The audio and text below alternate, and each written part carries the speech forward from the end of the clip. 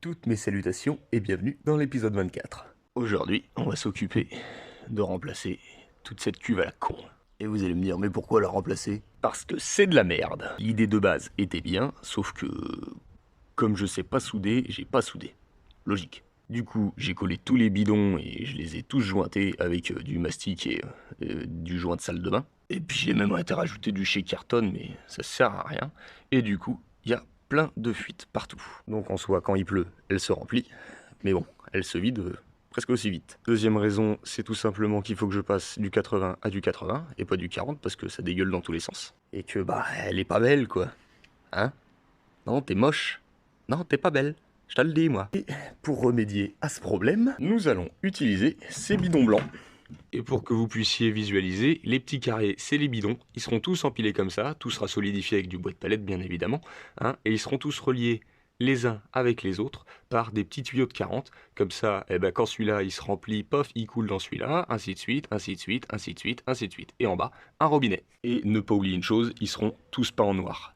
Parce que ça évitera la création d'algues et divers verdure à l'intérieur du bac. Ici, je suis venu placer une petite bande de chez Carton. Comme ça, quand j'aurai fini de la peindre, eh ben, j'enlève la bande et puis on aura de quoi observer le niveau du bac. Donc, il faut faire ça sur chaque bidon. Ensuite, il faudra les percer, relier les tuyaux, tout jointer correctement.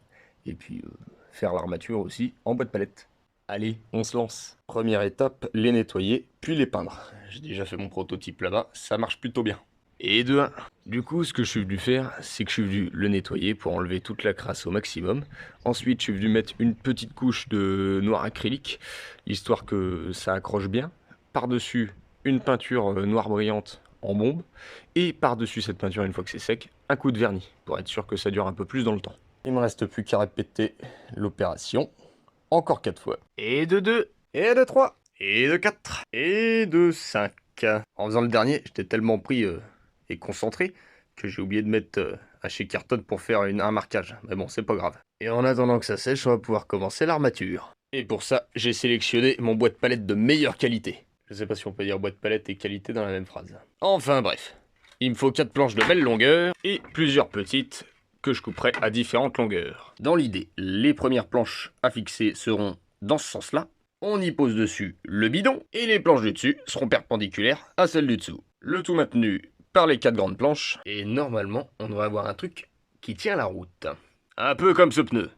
Il tient la route, lui. Je vais commencer à faire des coupes et installer les premières pour voir un petit peu ce que ça donne. Ok, donc dans l'idée, j'ai réussi. C'est pas trop mal. Donc c'est ce que je vous disais. Celle-ci perpendiculaire à celle du dessous. Et ensuite, ensuite, celle du dessus sera encore perpendiculaire à celle encore en dessous. Celle-ci. Voilà. Le seul problème que je rencontre, c'est qu'il faut que je monte toute la structure. Et pour ça, j'ai besoin des bidons. Parce que les bidons me permettent de savoir à quelle hauteur je mets les prochaines planches. Or, une fois que je remets les planches du dessus, le bidon reste coincé. Donc, j'ai besoin que tous mes bidons soient secs pour finir ma structure. Une fois qu'ils seront secs, je continuerai de finir la structure, de tout monter correctement. Ensuite, ce que je ferai, c'est que je viendrai démonter juste 2 planches devant, comme ça le reste de la structure restera à peu près stable. Et ensuite, je pourrai percer mes bidons et puis faire tout ce que j'ai à faire au niveau de la tuyauterie. J'en profiterai même pour passer un coup de lasur sur le bois. Une fois que tous les bidons seront percés et reliés par la tuyauterie, je pense que je le relierai une fois qu'ils seront installés dedans d'ailleurs, eh bien il ne restera plus qu'à renforcer la structure et l'installer. On voit rien, il y a le mur là-bas. Et voilà, ça c'est une bonne chose de faite, les 5 sont empilés impeccables, il me reste plus qu'à couper au-dessus maintenant. Tout compte fait, j'ai changé d'avis, je vais pas démonter l'armature, je vais tout laisser comme ça, je vais venir percer mes bidons directement posés dans l'armature, comme ça toute ma tuyauterie sera alignée correctement. J'avais fait un premier trou ici pour voir un petit peu ce que ça donnait, et j'avais utilisé ce forêt-là. Ce forêt-là, il va jusqu'à 32, moi je voulais mettre du 40 à la base. Mais en allant faire mes courses, j'ai trouvé des tuyaux de 32. Et ça, c'est impeccable. Parce que du coup, je prends mon petit coude. Tu t'enlever, enculé. Et du coup, j'ai juste à le venir glisser dedans en le jointant. Bon, bah là, je peux pas parce que je tiens le téléphone avec la main et l'autre, elle a le coude, mais c'est pas évident. Hein. Enfin bref, au lieu d'être relié par du 40, eh ben les cuves, elles sont reliées par du 32. En revanche, je compte quand même faire un trou de 80 ici pour faire passer la gouttière en zinc et un de 80 de ce côté-là pour le trop-plein.